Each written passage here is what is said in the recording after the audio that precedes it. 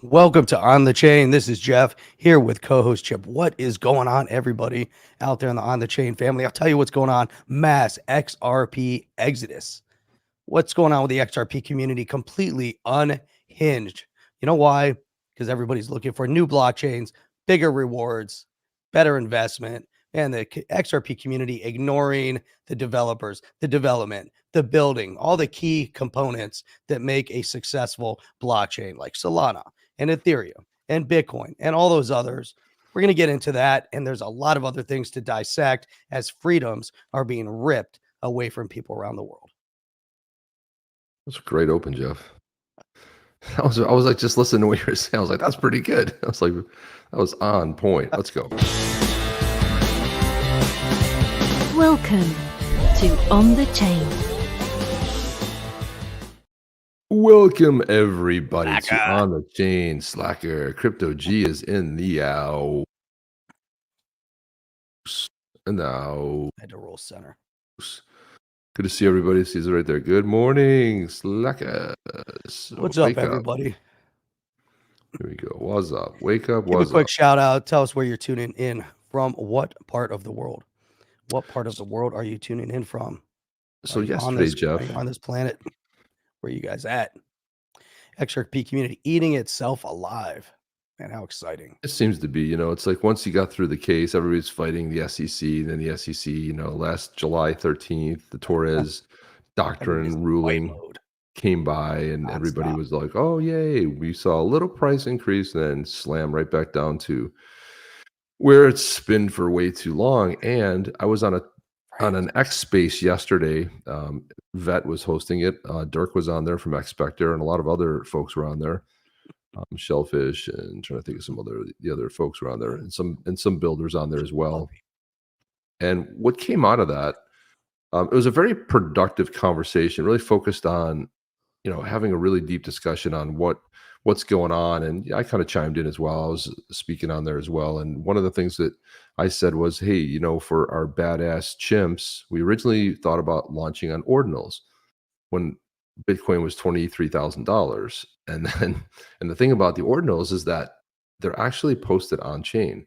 So even to post a 1K file, now you know what it takes to compress a big file in a 1K, it's going to be pixelated, it's going to be nasty. So you'd have to have your regular, if you want to put it on chain, you're talking about $50,000 to $70,000 investment before you even mint one NFT. Not a good proposition. And as Bitcoin started, the code, we had everything ready to go. It got to the point of where, we invested, we got a developer, we got everything done, ready to go.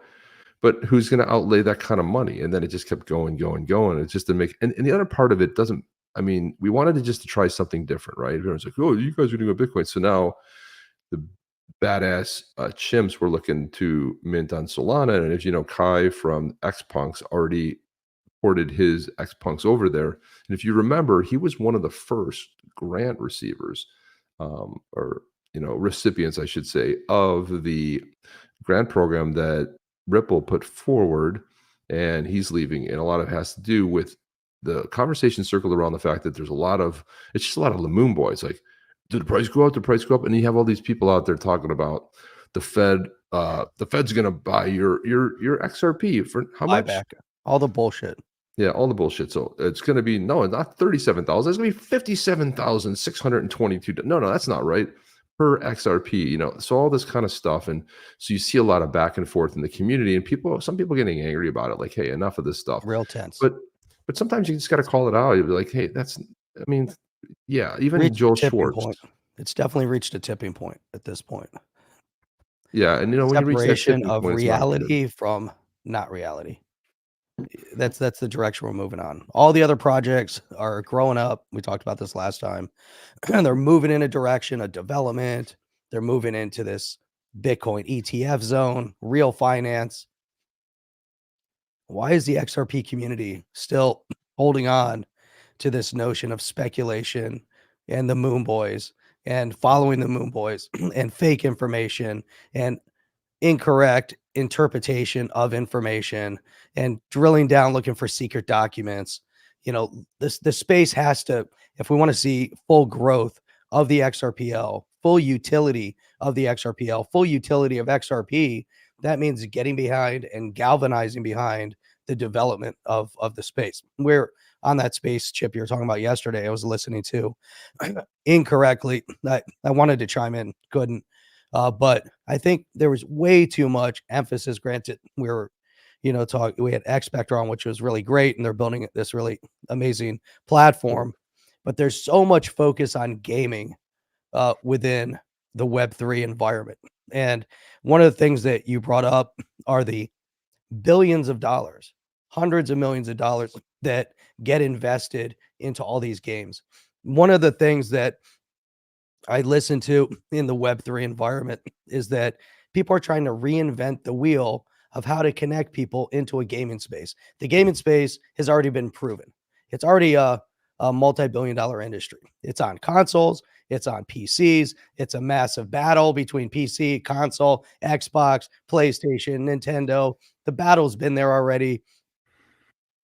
The real development, in my opinion, in NFT and in gaming and in the Web3 environment is finding a solution to bring NFT to the consoles, to the PC gaming industry. Don't create your own game.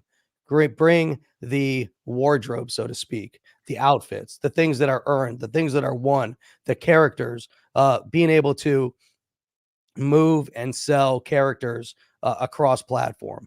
Let their find an earning solution without trying to recreate the wheel and trying to figure out how do you connect people and how do you bring them into halls and how do you bring them here.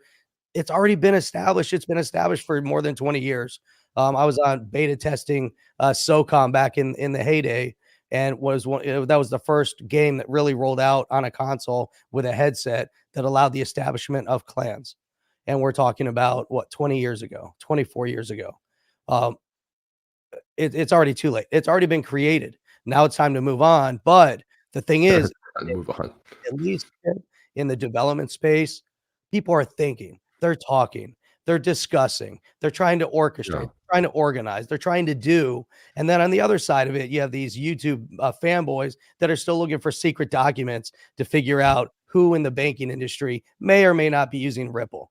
And at this point, it's all about how do you take the XRP ledger and move it to the next stage, and that's Right. what, And Jeff, and the thing about this is like, on this X space too, Dirk from X Spectre. By the way, we got to get him on here because this is a very important project that needs to be highlighted. And he brought up some really interesting points. So one of the things he talked about was the fact that, all the beta testers that, or people he brought in and projects he brought in, and they were going to have, meetups in there. Not one showed up, right? Maybe I think two people showed up, and that whole space was people talking about Dirk. Well, maybe you should do this, or maybe you should make it gaming. Maybe you should, I thought to myself, like, well, maybe you invest some time in learning about what X Spectre is and what its vision is versus trying to tell a guy who's invested, basically, he bootstrapped this whole project, right? And he said he had a conversation with the folks over at Binance and on HMD. So he said on Binance, and he said that one of the projects over there had 1 million users. Dirk has 2,500, and I would assert that out of a lot of projects on the XRPL, he probably has one of the most, right? So here's a guy who has 2,500 plus users. People that have supported. He put out in a public, forum and tweet the other day that through NFTs and through expected the all the things they have going on raised over $3 million, but the rest of it is himself. I mean, he's talking to 200,000 plus every other, as far as making payroll, he's got a big team working on this. So, and he said, well, Binance told him that if he had built that over there on their chain, that he'd probably be worth anywhere from 80 to 120 million dollars because of the amount of users you can bring. And so that's right. What people don't understand in the community is that if you don't you're sitting there buying it speculative on price. Sure, Jeff and I we all like to talk about price, but if you don't participate in this stuff, it's like, well, what do you think is going to happen, right? I want to jump into some of these tweets. So I saw this one here. And Chip, just for a comparative, right? Call of Duty has an average concurrent player count of 83,000 There you go. concurrent What about League of on a Legends? How about regular that one? lane at any moment in time on Call of Duty. What's that? League of Legends. Let's see. I mean, all these popular games. They're all massive. Obviously, it had to scale. Look at Fortnite. So, they brought up Fortnite last night too, as one of the engaged games. They did it right. They gave a free game. There was a free game, lots of money behind it. That's the other problem in this whole Web3 environment. When you have to get it, you have to buy your avatar, you have to buy your NFT, you have to invest a lot of money. You're not going to get gamers for the first time investing lots of money to play around. I'm sorry. It's just not going to work that way. You got to give it away for free. Well, but then you but got to Fortnite was figure out how to smart. get people in. Because then you had to buy, then you wanted to buy certain things, and this is what the gaming community is about. You buy this, you buy that, you buy the power, buy a weapon, all these kind of things. Fortnite has 230 million active monthly players. You're not going to go anywhere with 1,000. Not going to go anywhere with 10,000. You're not going to go anywhere with 30,000. Right, and you're not going to scale your platform, to earn. Scale to earn. 1,000 people at $100 a head isn't supporting your project. Right, and there's 2 platforms. That's it. You're going to try to introduce a new gaming platform and see how well that does. If you don't have the games. However, Steve, the Yeti clan war, the badass Yetis. We actually wrote up. This is the crazy part. Game. Yeah. We actually wrote up an entire game, and it's kick ass. It's all this stuff. But what does it take to bring a game like that to fruition? Millions of dollars, right? And millions of dollars. I mean, AI will figure out where to plug that into. AI will change it. AI will make this a lot faster, quicker, easier. Be able to build these worlds out, be able to build some stuff in. But I mean, the way we created the clans that belong to a tribe, the different traits about the characters, right? It was almost written like for a game. Yeah. And look at that's correct. Right on. The chains they do. They advertise, they bring developers, they bring users. There's 2 components to every aspect of this, right? You have the development aspect of it, and you have those that are going to use it. And the other thing is, someone also brought up that the UI is there, that the platform is friendly. We just need tutorials to teach people how to use these friendly platforms. I call bullshit on that. The platforms are not friendly. They're not easy to engage with. You're not attracting mainstream. Even if you go through, let's say like XRP Cafe, not difficult for us, but for a new person, super difficult. How do you get a wallet? Where do you get the wallet? How do you set it up? How do I connect it? What do I do? How do I buy it? How do I find it? How does it transfer to me? How do all these things happen? Where's the trade? I want to be able to trade one NFT for another. I want an easy platform to do trades. I don't want to buy. I want to trade NFTs. Yeah. Why do you think Trump's NFTs were so successful? You just needed an email. It was going to be hosted in a wallet, and you could transfer it later. But the friction point for getting in was this: you paid with fiat currency. Boom, you had the NFT. Right, you bought it at $90. It went up to $300. Right, it was a pretty simple thing. They came back down. And then what do you do with it? Well, I mean, do whatever you want with it. But it doesn't matter what you do with it. The thing is, they've gone up in value. They've all at least doubled in value. And a lot of NFTs are, but they're still hard for mainstream. The mainstream. No, but I'm talking about the way Trump did it. Was there's no friction in it, and it wasn't. It was some company that approached him to use his likeness. Right, it was just like anything he puts his name on. But the thing was, the friction was gone. Right, and this is where didn't scale. It was easy for them. So this is how it started and how it ended here. So XP Market, this is great. A project on XRPL. DAI says look like they have a code of conduct similar to Ripple for XRPL grants. We looked at that last time. The social media policy prevents harassing, bullying, or threatening behavior. Do not incite others and blah blah blah whatever. Right? Okay. Welcome to the Google Cloud community. Be respectful. Guidelines. Be respectful. Right. And what this is here, let me just open this one up here. But this is, they got $200,000. It says 200,000 grant, meant to say grant from Google, but it's not a grant at all. What it is it's cloud credits. Now, if you know anything about the cloud market, Amazon is in first position. Second position is Microsoft, and third position is Google, right? And what they do is they want you hosted on there. So they have a startup program, and I know a lot about the program because got the same 200,000 when I had my startup, but for Amazon. So on Amazon, they said, okay, you have to go into a startup program, answer a bunch of questions, and they'll give you these credits. Why? They want you to be there. They want you to build on there. Now, if you spin up some other things, you got to pay for it, but they give you these credits, right? We're offered you 200,000 USD in cloud credits. So when you host your project, you're going to host it there. Now, so you're not going to host it on Amazon. You're not going to host it with Microsoft. You're going to host it here. And that's how it is. And it's still an amazing thing. Let's not take it away, but let's face it, it's not a grant program. And most startups can qualify for this, okay? Let's see, where was the, okay, so let's go back Chip, over just here. to a point, while you're going through that real quick, this is the XRP market, right? But just as a point of reference, and we can go into Magic Eden and you can see valuation and you can see volume, right? We're talking about, here's the top collection, number one collection in in volume, 9,200 XRP over the past week. Wow. Week, not day, not 24 hours. Let's look at 24 Yeah, hours. the Bored Ape still does pretty well. Our badass Yetis have fallen off that, but it's okay. Here's Unix Punks, floor price 75 XRP, 24-hour volume is 1,300 XRP. That's it. That's it. 1,300. You get over to Magic Eden, you go to an Ordinal, you go to an Ethereum, you go to a Solana, that number's a million. Millions. 2 million.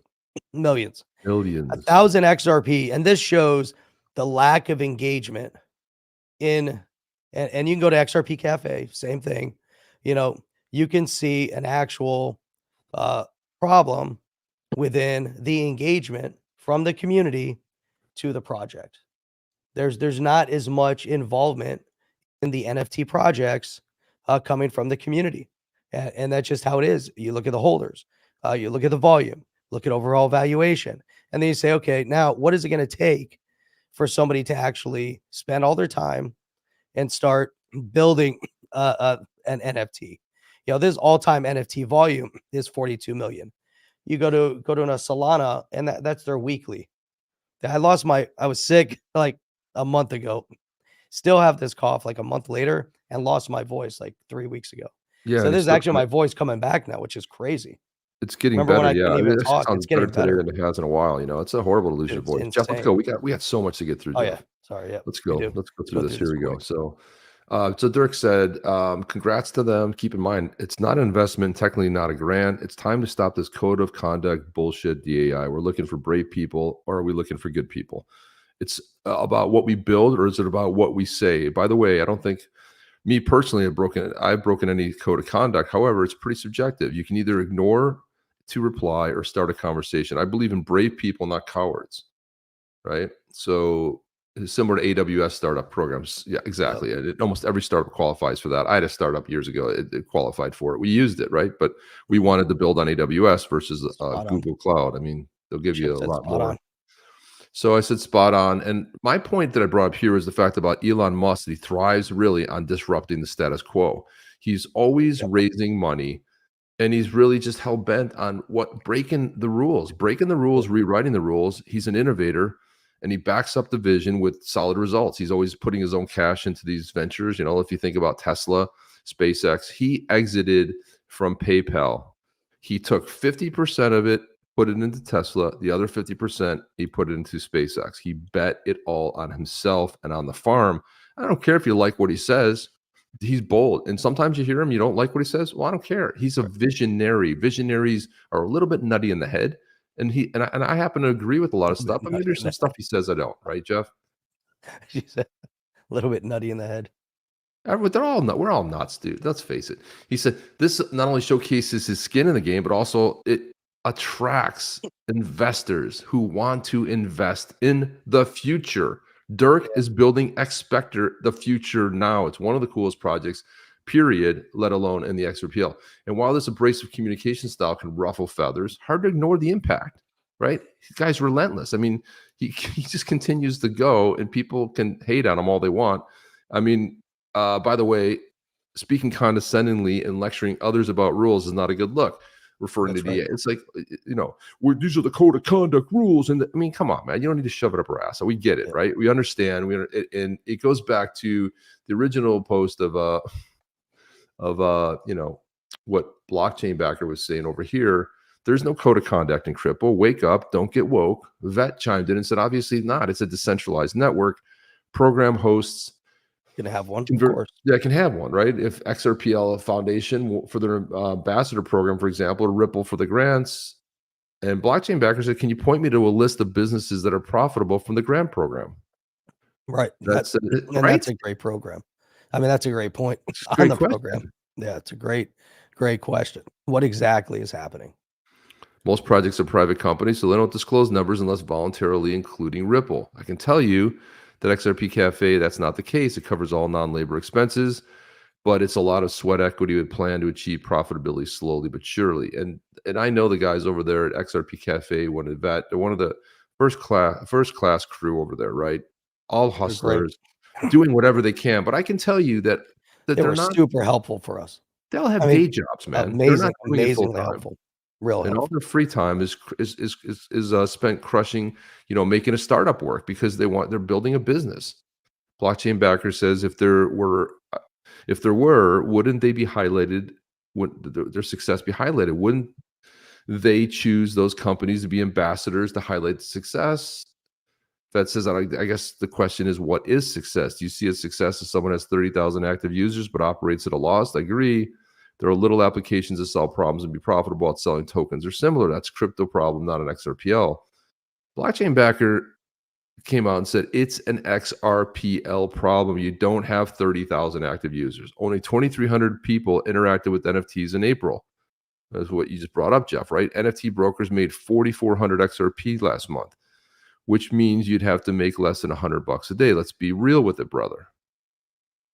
But maybe the XRPL isn't the place for NFTs. I mean, Ethereum, Solana, or people don't want them, Jeff. They don't care. They don't want them. Don't care. I mean, I got to say, God bless everybody that bought that invested. I mean, we're still working behind the scenes to do stuff with the badass Yetis, but it has been tough because of the regulatory thing.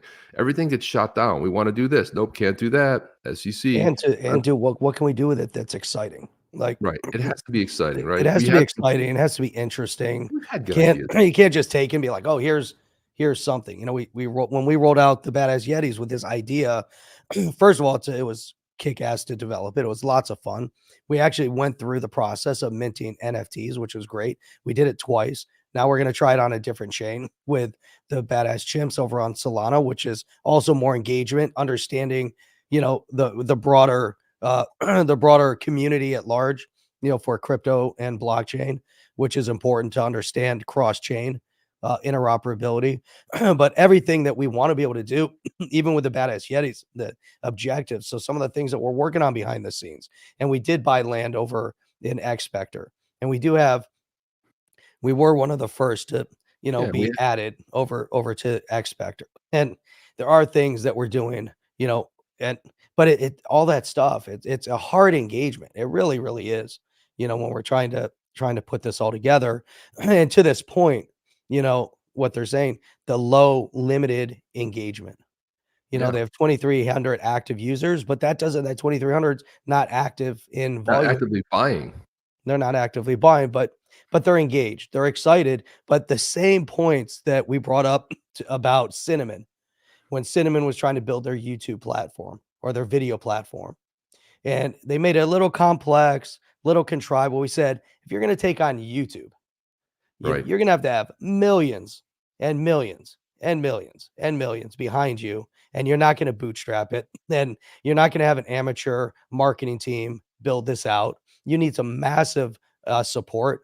Where was Ripple or the XRPL Foundation to help and say, you know what, guys, we're going to put tons of money behind you here. Let's help you find a VC because you're going to take on Rumble and YouTube and you have something really interesting. Let's plug you in with a VC.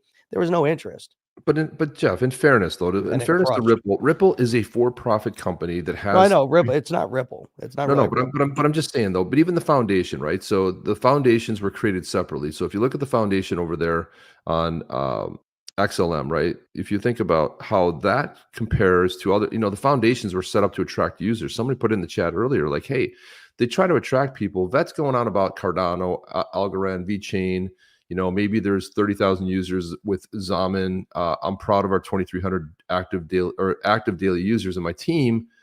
And blockchain backer says, Vet, it's just spin, brother. We both know that those numbers come absolutely nowhere close to most chains or the NFT market ecosystem at large. So do we just accept the results as okay, call it a day, all is good?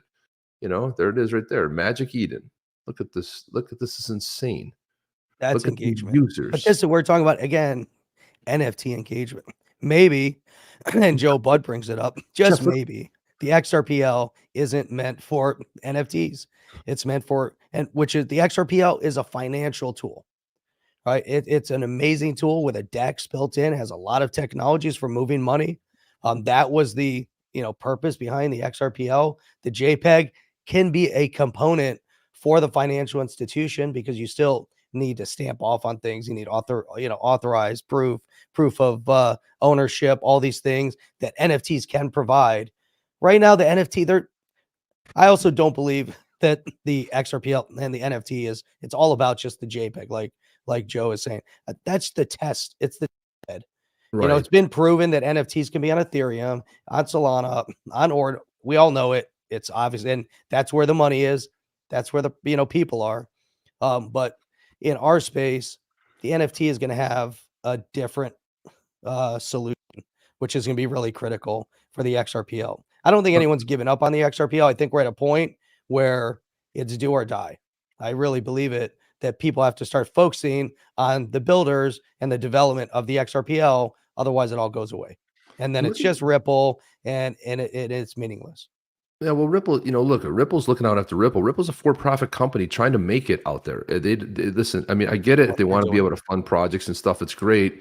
But it's a centralized company. It's trying to fight for its own way and trying to get adoption and have its own, enterprise level software users and buyers, right? That's what they're trying to do. And look, that's what their focus is. That's fine. But the Moon Boys that go like, oh, Ripple this and great, but there's I don't focus any time and energy on it. The community's got to come together. Community's either going to use it or not. We're going to grow the community. We're going to look at this, Jeff. Magic Eden. Solana is almost 60% of all NFTs. Then you have Bitcoin, right? I mean, and then it trails off. He trails off 3% and 3%. OpenSea. Look at OpenSea. But if you look at 344,000 users, that's 40% of the NFT market. They bested OpenSea. OpenSea was the standard, de facto standard forever. And what happened? Magic Eden came in with a better mousetrap, right? They came in, they figured some stuff out, they made it less friction, and then their claim to fame was Bitcoin ordinals, and that used to be 80% of their volume, but now you see Solana. But look at Tensor. Tensor is a Solana-only platform. That's why you see 100%, but it has 156,000. And one of the things that Magic Eden did was they take stuff from Tensor, like a lot of stuff you see on Magic Eden is over from Tensor, right? It's originally hosted over here, but now you see it over on Magic Eden. Blur, which was famous for doing that amazing airdrop. Some people made hundreds of thousands of dollars on this airdrop, right? You look at that, that's an Ethereum only platform that's, got 34,000 users, right? OKX is primarily, you see, they're the Bitcoin, ordinals, but then they also have added Solana. 30,000 users. Now, 30,000 users that are active. It's only that's 3% of the NFT market, right? 3% versus this. So what are we looking at? We're launching on Magic Eden. Where are we launching? Right there on Solana. Why? It's number one out of 344,000 users. 60% of that number right there for you guys out there that got the calculators. You can do the math and tell me how many active people are, probably buying it. That's 60% of the volume. Why are we going on Magic Eden right there? Any questions? No questions. We have a much better shot.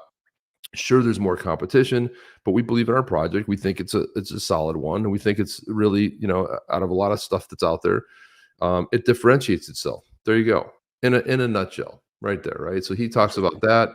Harsh truth, not enough good content for people to buy. He started putting some stats out there. It's a lot of the same thing. Dirk came in, some interesting metrics that debunk some myths. And this is what I want to get at. Expector backend platform, 2,500 users that create an account. Average user's done 3 transactions in 18 months. That's going to be the point. So just 7,500 transaction, relatively low. However, average spend per transaction is $500 USD. Average user is 1,500 USD, totaling 3.75 million USD or $200,000 a month.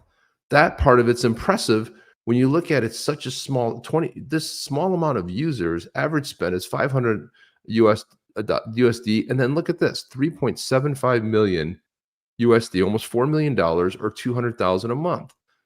From that small number, it's pretty impressive, Jeff. Name one other project that reaches these numbers. Name me one project that's on this level of sustainability, and therefore can be self-funded or pay close to 60 people every month. Imagine hitting these numbers on a chain where you have 200 times more NFT volume, or in a chain with 200 times more active daily users like Solana, Polygon, Binance, Smart Chain. What would potentially mean? You can make some assumptions, no? And so our problem is that people don't want to spend our money on our products.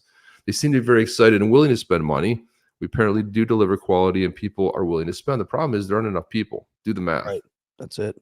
That's it. I mean, I think we kind of like beat this one. But again, guys, this is what it's really about. It's like, even people building on the XRPL, listen, if you don't have the users, the engagement, what do you really have, really, And Joe's hitting out of the park with all the ideas. And really, again, this goes back to where's the real money? Where's the full potential of the XRPL? Is it on these games and NFTs? I don't think so. But I agree with what Joe's saying. Real asset, tokenizing asset, moving real estate, gold, mortgages, debt, tokenizing mortgages, tokenizing gold, tokenizing real estate, all on the XRPL, making it easy to transfer, do it on a global scale. It is definitely 1,000x's bigger than anything else out there. That's the potential of the XRPL. When do we gravitate to that? When does that happen? The only way it happens is when people start building, when there's more of an emphasis on building than there is on speculation. And I think, and someone else brought up, how do you build when there's a massive SEC lawsuit? Well, the SEC is also afraid of what can happen and that's why they're going after Ripple. There's obviously a lot of politics behind why they went after Ripple, because they're trying to take down the entire crypto industry. Take down the crypto industry. Who do you go after? You go after a company. Go after tangible product, tangible good, meaning an individual and the company. That's why they went after Ripple. That's why they went after Brad Garlinghouse, etc. Now they obviously they go after Coinbase. They go after all these different exchanges. Because they're tangible, they can go after them. But Ripple was like a kingpin. Why? Because they're taking on Swift. They're making difference. Whether you like the company politics or not, it doesn't matter. Politically speaking, they want to get rid of the crypto industry. Gary Gensler, Elizabeth Warren, all the rest of those cronies. They're trying to destabilize it from a control mechanism perspective, as we're seeing on a global scale. It's all about control. It's all about digital ID. They don't want blockchain. They don't want DeFi. They don't like decentralization. They don't like all those aspects of what's being built right now. They're trying to belittle it. They're trying to tear it down. They're trying to redirect people's focus and attention. But even during all the trying times, the one thing that the builders in this space have not, and there are builders building on the XRPL, and the SEC lawsuit doesn't mean anything, because they're still building, they're still developing, they're still rolling out some nice product, regardless what the SEC does. X Spectre, there's a perfect example. They're not in this country, they're out of the country, but there's a lot of other projects like that. Look at Zertmon. Again, there's a lot within the gaming space. I would like to see more financial. South Korea, a lot of things going on over in South Korea right now, also, from a development perspective. Most of it's really US centric, where we're not seeing a lot of development coming out of the US. Even Ripple still doing things, but they're doing it in other countries. Very true. But now we're seeing that it was the Emirates or Qatar or one of them. They're looking at bringing blockchain in. They're going to HBAR. That's right. Yeah, exactly. And so, what are all those people over there doing there? They're talking to the banks. They try to like enact CBDCs. Listen, what Ripple does is great. It's happy for them. But again, pro wrestler hair. Yeah, man. Pro wrestler hair. There you go. I do have pro wrestler hair. I'm looking like I love that. Yeah. It might be time. This is the year, Jeff. I'm going to cut it though. It's gonna cut it. Shave his head. I'm not going to. I would be fun to shave my head. I don't know how to do it though, but no, I'm lucky that I still have hair, Jeff. That's why I let it grow. Let the freak flag fly. So look at this. This is the unhinged aspect of the XRP Correct. community. And then Absolutely. we had the whole thing in Vegas, and I want to say, you know what, there's enough space in an industry for Sure. everybody, for those that are serious about developing a project and those who want to be fanboys. You want to be a fanboy, that's fine. There's nothing Yeah. wrong with it. You want to speculate. There's nothing wrong with speculation. People do it all day long in stocks and FX and everything else. They want to speculate. They don't want to know anything else. That's perfectly fine. And the Vegas meetup, which is what it was, let's be realistic. It was about bringing those people together because they wanted to see some influencers in the space. Nothing wrong with that. Those types of shows are a lot of fun to attend, and I'm sure everybody had fun out there. But then there's like wave of innovation that's popping up, kind of like a consensus that's all about how do you focus on builders and developers and growing the space and the passion of the companies and the passion of people that want to look for VC. Two different What are directions, the two different opportunities? focal points. There's enough space in the community for everybody. The infighting is ridiculous, but we see the infighting coming from a lot of the speculators because they beat up on the projects. People start building a project, and Dirk brought that up, yesterday in the spaces. They call them scams right away. So what is this? If someone's building and developing and trying something in the space, get behind them, coalesce, say, hey, there's more people developing. Don't come out as a speculator, as a fanboy that knows nothing about anything of technology and start beating up on them and call them scams. There's a Yeah. lot of scams out there that are fleecing people of money. When you're trying to develop a project and build something that's could be beneficial to the project. Now, Chip, you and I always talk about there are solutions out there solving problems, and there's solutions out there that are looking for problems. Don't build a solution and look for a problem. Find a problem and build a Start solution. that way. That's a distinct difference. But there's enough space, though, the whole infighting. But the community came unhinged. That's fine. This is the growing up moment. Everyone's going to grow up from it, Right. and we'll all be better off for it. Yeah, Krippenreiter was in there too, and Krippenreiter's put out some massive, just epic threads over there on X. Just a really valued member of the community, and he was saying that he said, like with AMM, yeah, then the 1.0 didn't go exactly the way he expected, but he said that he gets 75% of DMs of people saying like just basic questions like how do I do this, how do I do that, like simple stuff. And I almost think the community needs to get back to more some educational content, like show people how to do stuff. It's not that there's a little bit of friction there. And one of the things he was saying too is that how many people, not the whether you would do AMM, right? But how many people even know how? He's like, Yeah. most of the people just don't even know how. And it's like, speaking of NFTs, I want to put this one up here. This was Jungle Link. He said, Weeds the Wind. I just created my own NFT directly from the terminal. It looks fine on BitHop, but it doesn't show up on Zama. What am I doing wrong? And look at this. Look at this. Let it breathe, Chris Larson. Oh man, Jungle cracks me up, man. He really does. This is fantastic. Anyway, that made me laugh. And so this is people having a little bit of fun, and I encourage that. Like, listen, poke a little fun at stuff sometimes. Like, this is one of the things that Jungle, if you listen to his videos, his critical thinking and the way he thinks about and talks about stuff and kind of workshops it in one of his videos is like it makes you think. And I like that thought-provoking thing where you're like, that's interesting. I don't know if I agree with it, but you go like, oh yeah, he's making a solid point there. But talking in a way that's very critical, a way of looking at something and deserves the GameStop. There you go. There's the GameStop right there. Yeah, GameStop. That's a great one, Jeff. Oh my God. OMG. Up again. And then down again. This was the day Roaring Kitty came back. Or this day right here. One of these days. Might have been Friday. Roaring Kitty came back with a post. Went up. Look at that growth right there, man. 17 to 48. Then it went back down. I mean, Roaring Kitty comes back, puts out that silly freaking graphic, and what happens? Pandemonium. I mean, can you imagine having that kind of impact? I mean, just coming out and putting up a basic, that graphic. That was just funny.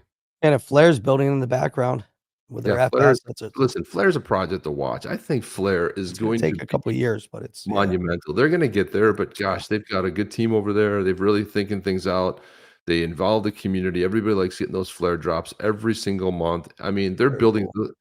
Yeah, we'll dig into that. We're going to leave this by the wayside, start going to more project oriented stuff and kind of getting into everything. But we got a lot of stuff to cover, Jeff.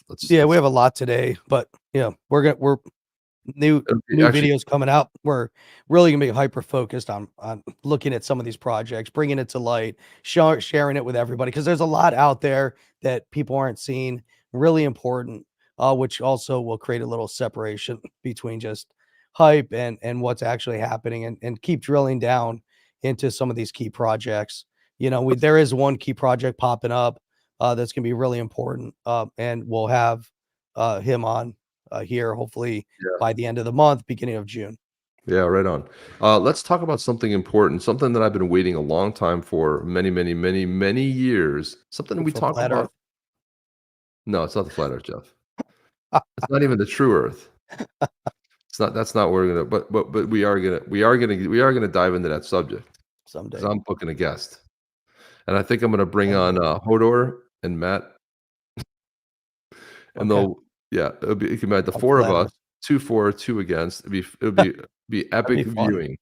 Yeah, it'd be epic viewing. So let's go into this right Is here. Matt against flat Earth? Thomas Massey, who is a rep in the House. So he came up, he introduced End the Fed Bill. This is the title of it's called the Federal Reserve Board Abolition Act, HR 8421. Americans be better off if the Federal Reserve did not exist. The Fed devalues our currency by monetizing the debt, causing inflation.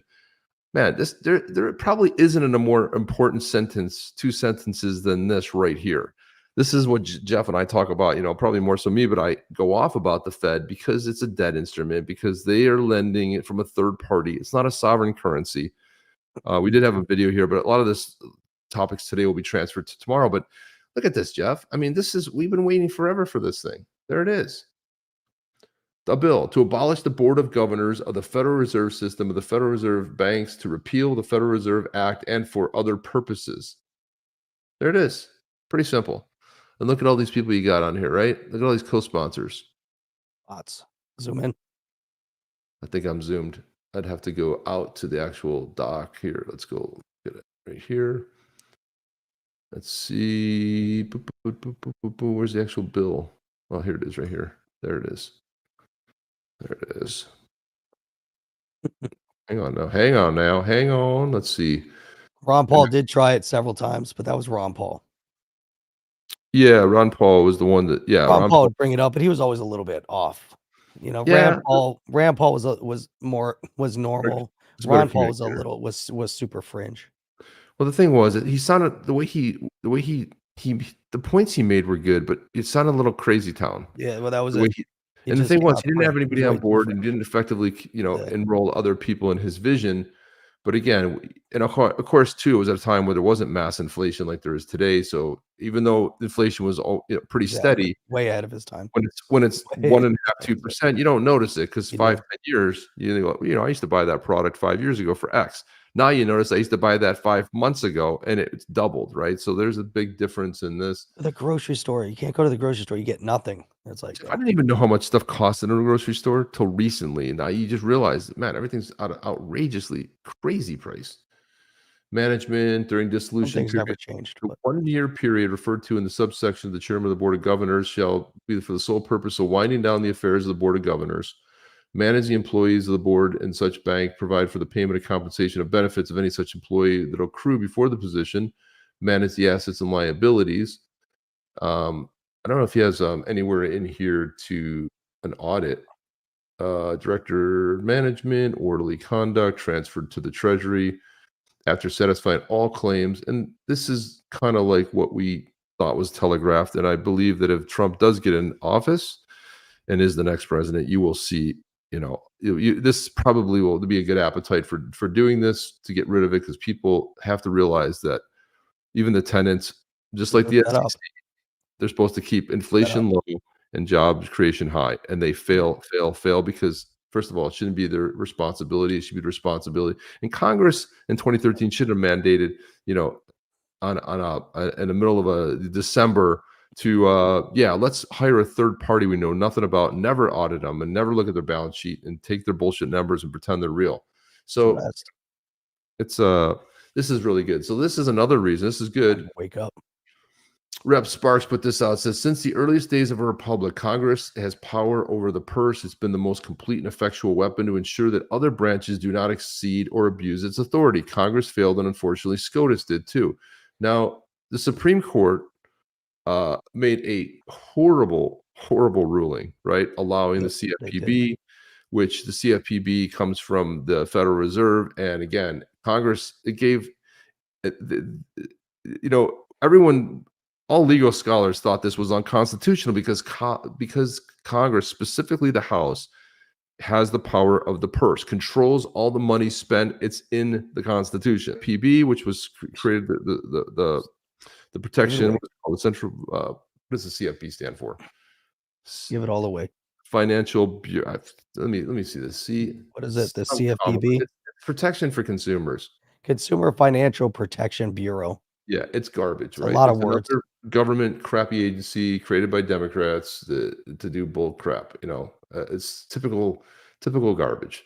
Thomas Massey said this is another reason to end the Fed. Today, SCOTUS held at 7-2. 7-2 is shocking to me.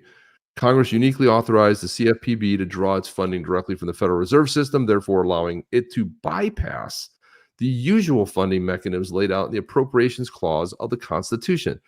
This is crazy town to me. So this is just to show you. Now, this ruling right here, and if you read the Appropriations Clause, it's the House of Representatives and only the House of Representatives. So the interpretation, I haven't read into this more than just cursory glance, but it's very clearly spelled out. Now you have them. This is what the Dems did. They bypassed the House to now give all the power to the Fed. This is a great reason to end the Federal Reserve. Jeff, what are your thoughts? Well, we're seeing a lot of this, and it's especially right now. There's a lot of focus coming in onto the power of Congress, and even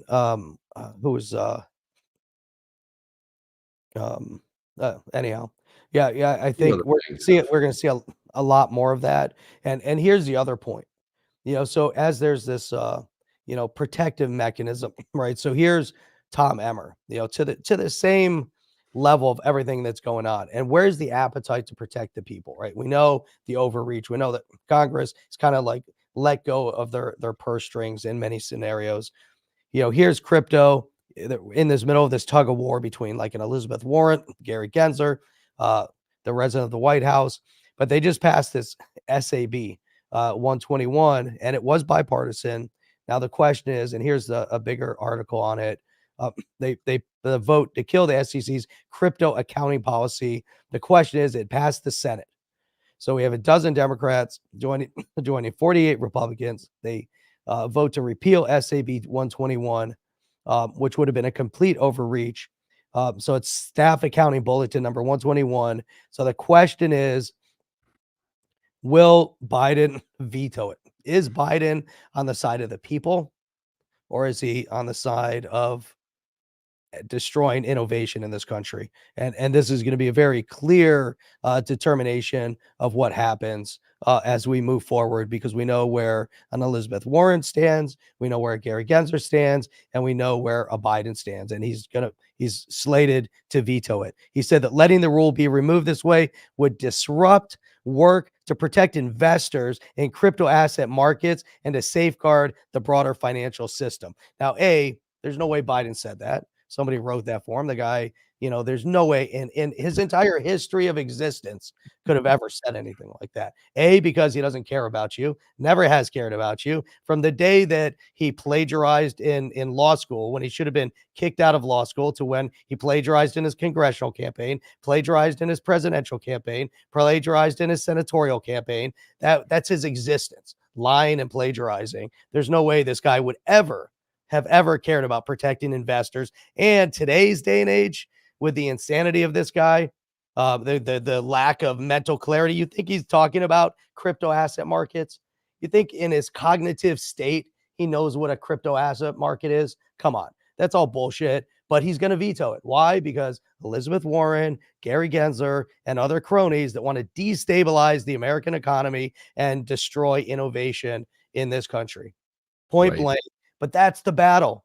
This is the battle that's being waged right now. And when you guys wake up to it, if you're on the left side of politics, you'll wake up and you'll say, you know what, who do I vote for in 2024? And you'll say, you know what, I care about innovation. I care about the economic stability of this country. I don't want plagiarizers. I don't want liars. I don't want people that are misappropriating other people's cultures like Elizabeth Warren. I don't want that kind of deception. I want honest, I want people to tell me to my face exactly what they're going to do and do it. And the fact that people still beat up on Trump, 4 years he was president, did what he said he was going to do. The economy was great. The world was stable. The world was safe. Nothing bad happened. Right? All the fake stuff, all the fake news, all the fake media. There won't be elections, and he's this and he's that. He's a fascist. Blah blah blah. The bullshit. You know, the real fascists is the ones that are labeling him a fascist. The ones on the left side of politics that are trying to destroy our economic well-being. It is a financial war, you know, and you know, people need to wake up to it. I get so like, you know, it's so you know, emotional for a lot. I was sitting back eating popcorn during And, that. right, and Chip, we're seeing paid agitators getting paid $7,000-8,000 to go and Right. agitate on college campuses with masks on, and in the name of terrorism, and people think that's okay. Do people around the world really think it's okay that anti-Semitism is spiking to unheard of levels right now, to where people are being assaulted in the streets? They think that's going to end okay. They think the Jewish populations and the Christian populations around the world are going to sit back and not take a reactive measure to that. They think they can keep pushing and being violent until they get put down. You know, these violent agitators. I mean, the point is that the violent agitation on the college campuses, no different than what happened under BLM or the Antifa or any of that stuff in the previous election cycles. Same agitators, same money flow, same people that are trying to destabilize our economy, same people that are trying to control the system, same people that are connected to the Elizabeth Warrens and the Gary Gensers and the Bidens. They're all connected. This whole thing is connected, and it becomes time for people to wake up in this country. But the one thing, Chip, we have all these videos that we put up there. People all over the world are waking up. Is it too late for Australia? I have a lot of fear for Australia still, because they're moving in the direction of digital IDs, just like Iceland did. Germany members of parliament are waking up. Croatian members of parliament are waking up. Polish government is woken up. The Italian members of parliament are waking up. They have an invasion on the European soil. They have an Islamist revolution taking place right now across Europe, which endangers everybody in Europe, endangers everybody around the world, and people have to wake up to it. But there's all these things are interconnected, and Chip, and that's where, you know, people have to get a clue that what's going on in the destabilization of our innovative economics, of financial tools here with crypto, all interconnected to the political struggle, all interconnected to the violence in the streets. It's all about putting you in a place where you don't have the means of earning, that you're limited in how much money you can make, right? You're limited again because the cost of goods go up, and safety in the streets. You can't walk out your door without being threatened. They control the narrative. Throw in a little bit more health concern and a digital ID, and everybody's screwed. You know, Everybody's screwed. Yeah, it's about the yeah, size of it. Yeah, and like so, you know, I say this. Look, if you want to veto it, this is what I say right here. You never interrupt your enemy when they're in the process of destroying themselves. right You there. You just go. cheer them on. You do not interrupt them. You say, "Great, you had the first bipartisan overwhelming support in the House. You actually found that same nonpartisan in the Senate, Right. and you are going to veto it. Please get the popcorn and let's go, because this is what I love. Destroy yourself. Make every wrong move, every wrong turn. When you should have went this way, they go that way. Great. Let's Right. do it. Let's see it." Yeah. And they So want everybody at each other's throats. that they do. Look They at this this stuff. destabilizing factor. This is what They they're will. worried. This is the kind of stuff that there were too many lives have been upended because of our failed approach to marijuana. Today, the Justice Department is taking the next step to reclassify it from a Schedule 1 to a Schedule 3 drug. This is what people can't. People don't have jobs. People can't make. And this is what they're concerned about, This is right? what they're concerned about. It's just insane. I mean, come on. And by the way, first of all, the marijuana is basically legal in like 27 states. It's been decriminalized, but you're going to come And out. it's a state thing. Yeah, it's a states' right issue. This is the whole. It's always been a states' rights. This is how the states were founded. Decentralization, right? One state wants to do it. It's not up to the government. But anyway, a Warren chimed in and she said an important step forward for justice and another example of President Biden's commitment to righting the Federal policy. historic wrongs of our nation's cannabis policy. This would stop marijuana from having the same federal legal status as heroin and being deemed. By the way, well, Joe Biden, if you look in this and talk about his bill that he passed in the 90s that basically put people away for life because Right. so he's in His bill. That was him. He did it. The wrongs was him. He's Yeah. the one that authored it. That's right. So now he's gonna unauthor it. What yeah, else? so look at this. So this, I put this up right here, right there. Smoke them if you got them. Look at her. And you know she loves to sit there and talk all day long, Oh, yeah, right? yeah. She looks like she's always high out of her mind. She's crazy. Yeah, Man, this is why I love AI. Look at this. This is actually beautiful. Look at this. I mean, it took a little bit to get this right, but there you go. There you go. There you go. Smoke them if you got them. Kind of captured the essence pretty well, I think. That's right. Man, Jeff, we had 15 videos and everything else. We're not going to get to any of that stuff. But just to go show you the kind of corruption here, this is another one that was exposed. So Judge Merchan and the trial of Trump right here. Laura Loomer said New York congressional Democrats have been sending money to Judge Merchan's daughter, personal home residence in Richmond, Virginia, deceptively distorting FEC records to cover up payments to her company. Searching through Democrat Congressman Dan Goldman's FEC disclosure forms from his campaign disbursements, you won't believe what I found. According to FEC records, the address that New York Democrat congressman sends his checks to when he pays his authentic campaign is a Richmond, Virginia address that happens to be the personal home residence of Lauren Merchan, Judge Merchan's daughter. Merchan is the president of Authentic Campaigns, and her father's overseeing the Trump trial in New York City.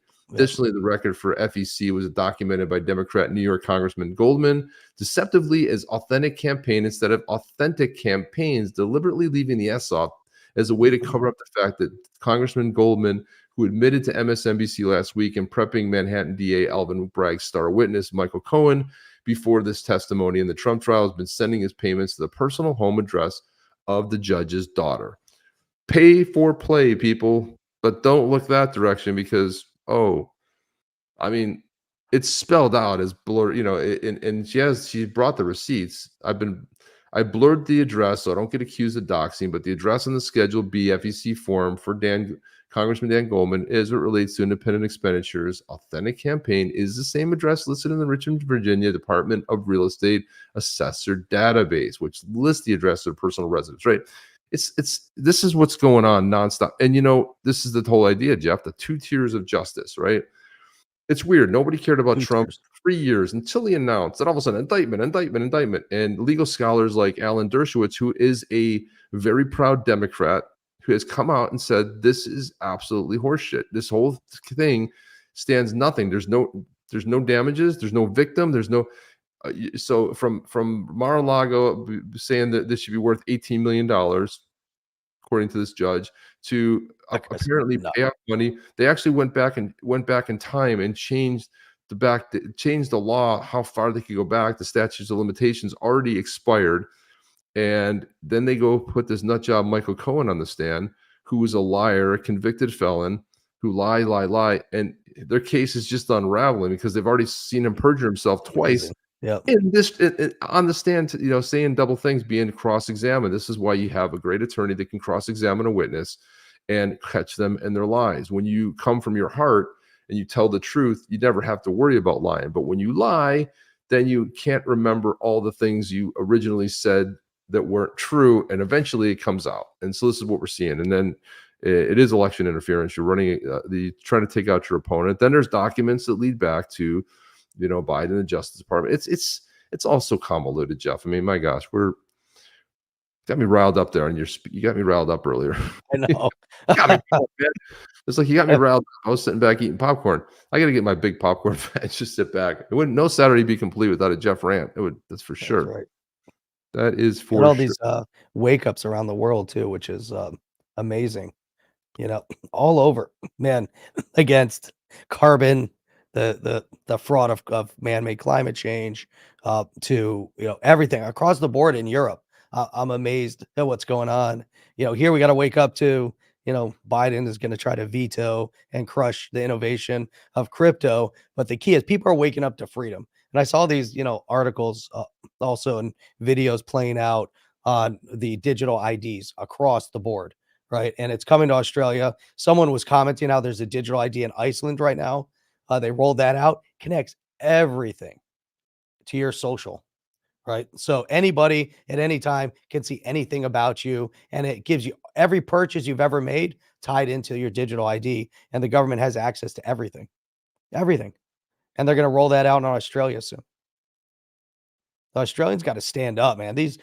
And we met a lot of amazing freedom-loving people in Australia. I would love to see the freedom-loving people in Australia, put a right-wing government into Australia and get rid of all these lefty nutters over there and figure out their path to freedom.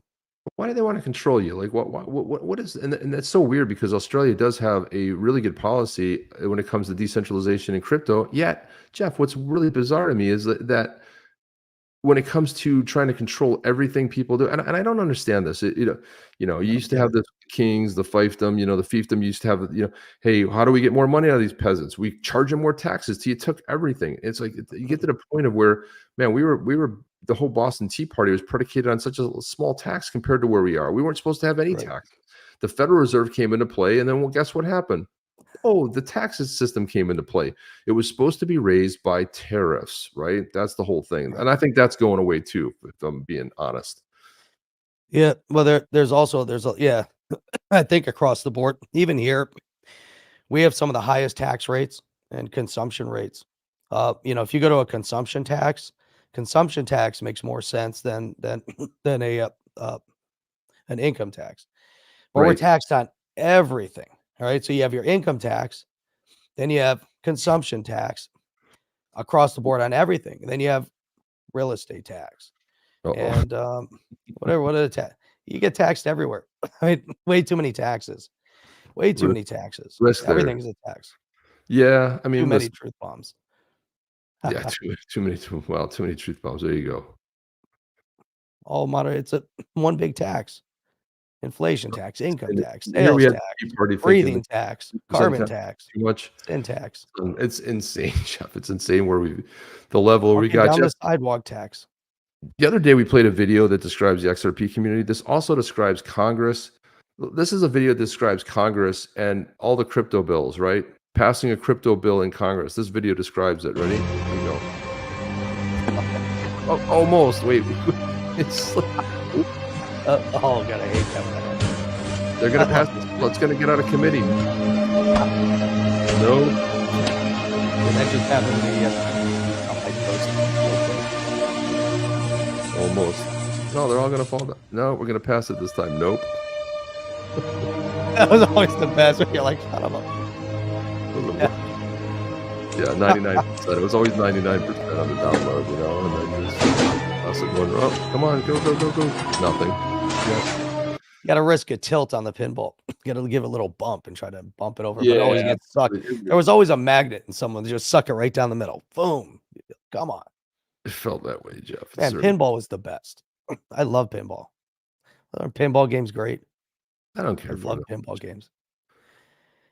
I put so many quarters into the Terminator pinball game. Terminator it was awesome. I love that Terminator pinball.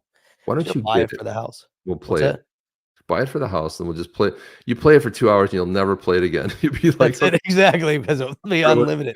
Play a couple, no quarters. Yeah, and it was like limited. You go to the arcade or something. But yeah, all my money went into the Terminator pinball game, Mortal Kombat, and then there was a racing game and I had to play each one of them until Mortal Kombat I finished.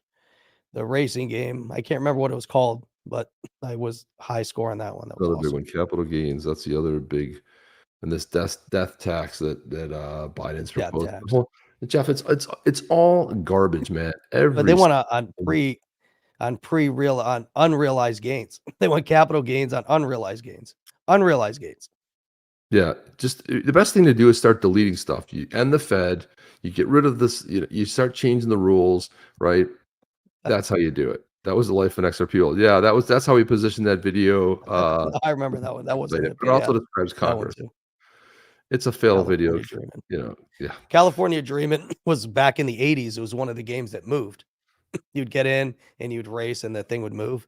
Remember they had that one and they had the helicopter game. That was kick ass too. You'd fly the helicopter. Jeez, Jeff gets so excited when he starts talking about this old stuff, Dude, man. I love it. Video game. Pinball Wizard. Remember that? The Who? Yeah. Tommy?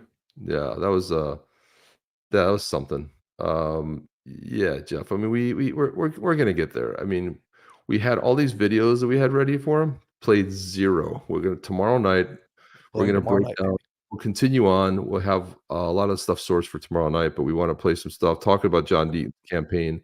Talk We got about to get an update on that. There's some good stuff happening. there's some really good stuff happening. So we gotta we'll play some stuff tomorrow, but we got through this, so we'll focus more on some stuff that makes sense. But Dude, you know what?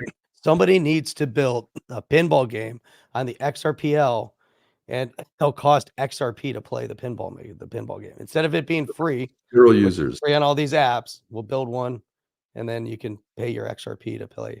I mean, even Zaman, like I have the, Gotta we bring have some the back. version. Like, how many people even have the pro version? All that work that went into it, and how many people even support it? It's like, I You know mean, what's kick ass though with Weetsy was the XRP tip bot yeah, but back in the heyday. his latest tweet, latest No. post.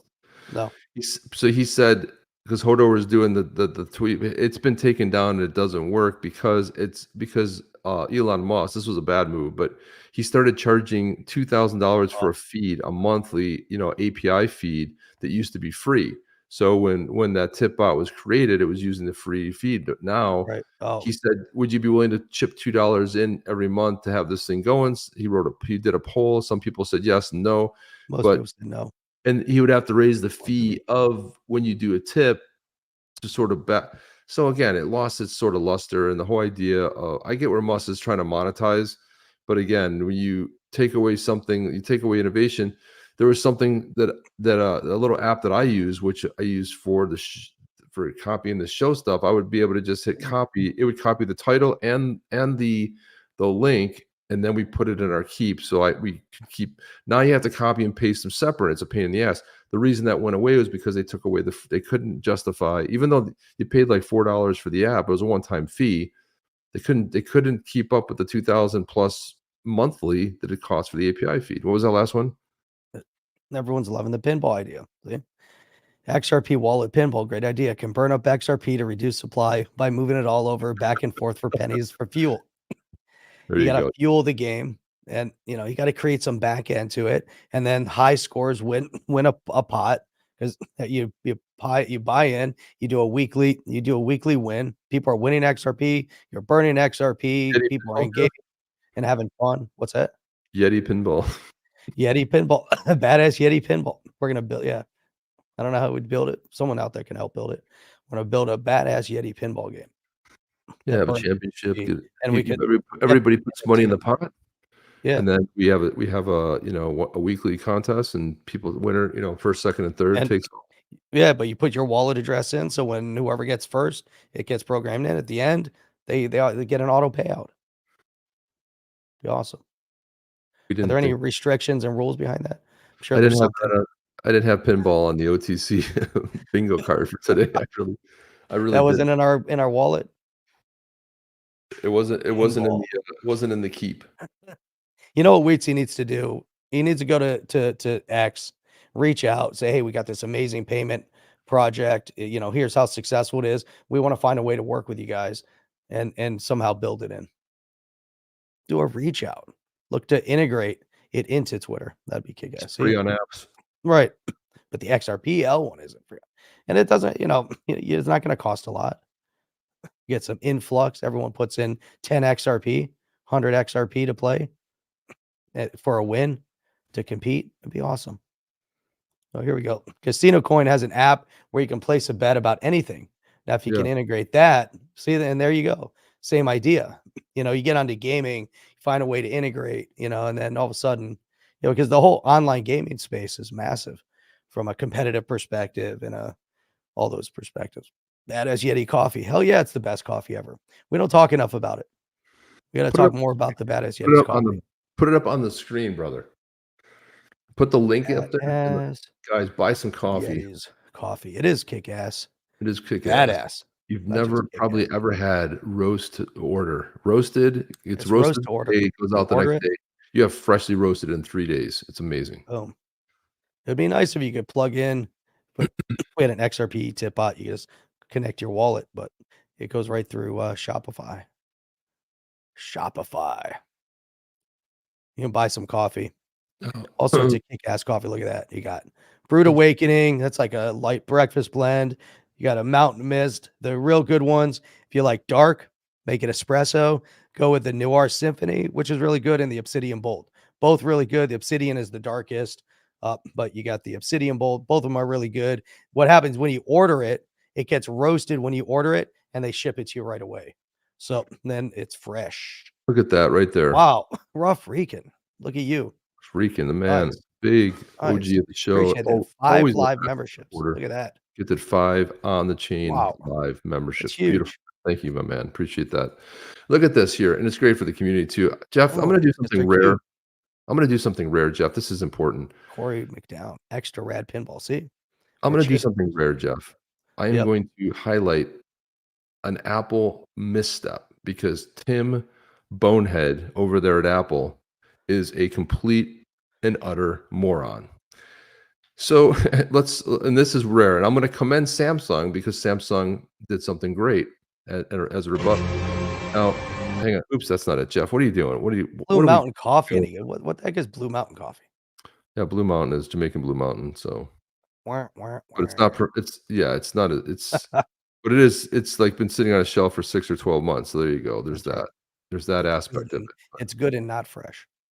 Jeff, I can't play the audio for this, so I'm kind of gonna describe what's Right. going to happen. But this was a commercial that a spot that Apple made, and it just bombed about as big as bomb could be. And someone actually did it better just by doing one little thing. But here it is.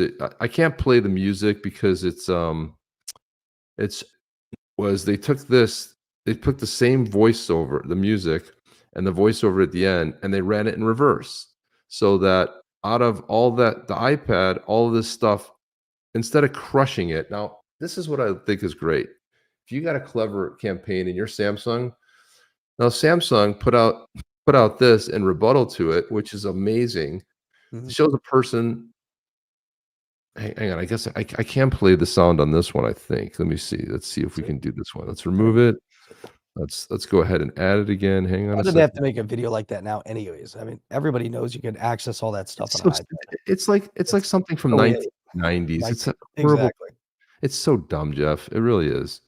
And the There's generation buying these iPads now, if they're younger generation, they didn't even know that stuff existed before. right. Look at They this. thought it was always on an iPad. Tell me if you can. Let me know if you can hear it. Can you hear this? So you haven't played it yet. Can you hear it? No, nothing. Okay, let's see. Why is it not playing? Let's see. Maybe you didn't select audio. I don't know. I did select. Oh. So I've got the screen. Also share the audio, the tab audio. So that's it right there. Yeah, I don't know why. You're gonna hear walking. It's just somebody. If you don't hear it, that's Oh, maybe that's what that was. Yeah, okay. yeah. It's like very, Oh, very add it subtle. now. Okay. Yeah, it was playing. Okay, good deal. Let's see. Here we go. Hang on. Here we go. Let's go play. It's just somebody walking, right? Oh yeah, now we can hear it. Yeah. There's an old guitar. Yeah, there we go. There's some sheet music. Woman, she's sitting there looking. She takes the old guitar, starts strumming on it a little bit.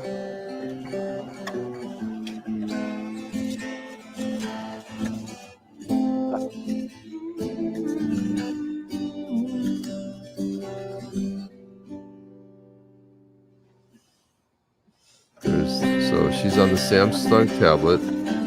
Creativity cannot be crushed. Brilliant. So it's the Galaxy Tab. This is their tablet. It's a brilliant commercial. Okay, and it's a great response. Creativity can't be crushed. They nailed it, right? I mean, yeah. They took a shot at Apple, and it's a big swing out of the park. It's like, listen, I don't know who's running. Yeah, I'm very dismayed by the leadership over there, or not lack of leadership over there at Apple. Jeez, weak. That's a weak commercial. Let's do this. They had commercials like that back in the 90s where they had all this stuff, and it's all available. They had like print ads. It's all available in this little thing. It's like, oh, okay. 30 years later, you're still doing the same garbage. Why would you crush the guitar? Like, you can't be creative on an iPad. You're not going to play guitar on an iPad. You're not going to play piano on an iPad. But it crushed. It's like I even there were so many Apple fanboys Crush that said everyone's this is soul. dumb. Why would you do that? Now, if it went the other way, like you put the pad in there and you pull it up and all that stuff. If you ran it, that's why somebody ran it in reverse, and it actually was more That'd be effective. cool. Where Yeah. it uncrushed it, and it's But all. here's the question: how many people are buying iPads today and Samsung tablets? I don't know. I haven't bought any Do recently. you have one? I don't have No. any tablets. I used to have I tablets. don't use it. I used to have one. Tablet's awkward. And you know what happened to it? It just collect dust. Yeah. The one thing I got the most use out of was a Kindle. And I used to read on my Kindle all the time. It was the best. Kindle was great because you could go out in the sunlight and actually read. Right. And then I stopped using that too. I don't even use the Kindle. Now it's just, I don't. Jeff, play the video. I'd rather read a regular book. Jeff, play the video. We just did. Jeff, play the video. We just played it. See, not many. I don't think people are buying them. Honestly, my I think daughter people migrated back to computers. You know why? But you need a keyboard, or you have your phone. But the iPad, though, now if you look at the iPad, it's got this little cool thing. It's basically they've turned it into a screen that you can touch, and they got a keyboard for it. So it's like it folds up into it's just a smaller laptop version. That's what people are using it for. They're not using it as a tablet anymore. They're basically using it as a mini, and then you could take it with you and read stuff. But I find it awkward, dude. 99% of the YouTube videos I watch on my phone. On phone, yeah, TV. Everyone does. I don't watch them on TV because it's too cumbersome to, find shit. Just comes up in my feed and I just watch stuff, Yeah. But anyway, we got to get out of here. We ran long today. We ran an hour and 17 minutes. Now you Crypto Navigator, great. Now he comes on. We're signing off. iPads are 8-track tapes. Everything is on file. Exactly. Correct. And they're just big and bulky. It's a big phone. But the thing is, you can never hold it right. It's just, it's just the phone sits in your hand. It's like dumb. Coffee time. Good thing, man. Really appreciate you. Did you drop that link in there for the coffee, Jeff? I don't think you did. I forgot. I just shared it. Hang on. I gotta drop the link. Hang on. Let's drop it like it's hot. If you don't eat your meat, how can you have any? Here you go. You don't eat go check meat. out some Badass Yetis coffee. BadassYetisCoffee.com. Go check it out. Order some. Let us know next time how it is. You guys are gonna love it. It's the best coffee ever. Why? Because it's freshly roasted when you order it, and you can just eat it right out of the bag, man. It's like nuts. Yeah, Jeff and I are a little nuts, but we do that. The first thing I do when I open the bag is I chomp on a couple of those babies. Oh, I love it. They're so good. They're oils in there, and it's like it's got even on your fingers. Like the other ones are so dry, you're like, exactly. Your teeth. So anyway. But anyway, we'll be back tomorrow night, 8 p.m. Eastern Standard Time. Sunday, 8 p.m. Eastern Standard Time. Tomorrow night. Be back with some more stuff. We'll play all the videos we didn't play, get into what we didn't get into, and we're going to have a lot of fun. So make sure you guys make it back. Join us on YouTube. A lot of people are joining us on X. We got like 658 people watching. They're all over on X. A lot of them are watching Chip. I only got like 39 people watching me. I got like 78 on the chain. 482 people watching Chip on X. Yes. 482 watching you. Oh. Just you, Chip. Nobody else. No, I mean, just we got our follower account. That's it. Yeah. One guy over there on Twitch. Give a shout out. Who's the one guy over on Twitch? And then, YouTube is dropping off, man. We still always have over 100 on YouTube. Now they're over on X. Didn't go onto Rumble because I felt like we're drawing people from YouTube to Rumble. But I think we'll go live on Rumble tomorrow night too. Let's do Rumble. We always got like 30 people over on Rumble. That was always growing. I was hoping to bring them back to YouTube. But let's put everybody on Rumble. That'll be good. We should have a Rumble X. Rumblicious. The usual, sir. Please, Jeff. There it is right there. Yeah, there it is. There it is. All right, that's all we got. I'm trying to find the right video playout. See you guys tomorrow night. Chip and Jeff. Oh. Are you down with OTC? Please like, subscribe, and click the bell to be notified when the next video drops.